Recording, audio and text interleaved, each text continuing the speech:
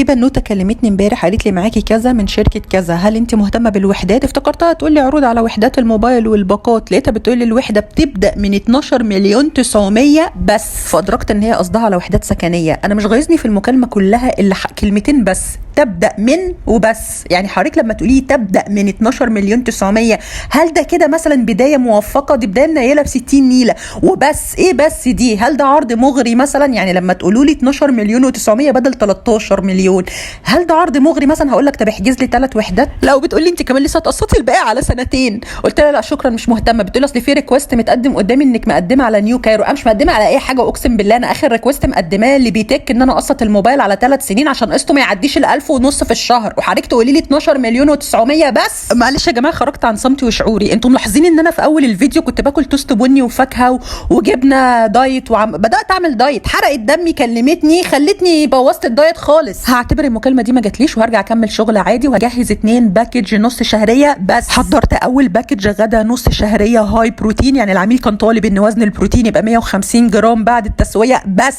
وطالب كل انواع الكارب، رز ومكرونه وبطاطس، وكل انواع البروتين فراخ وسمك ولحمه وكبده، وكل انواع الخضار ما عدا فاصوليا، يعني سوتيه وسبانخ وباميه ولوبيا. ودي تاني باكج غدا نص شهريه مطلوب فيها كل انواع الخضار والكارب رز وبطاطس بس، والبروتين كل الانواع ما عدا كبده، يعني فراخ وسمك ولحمه.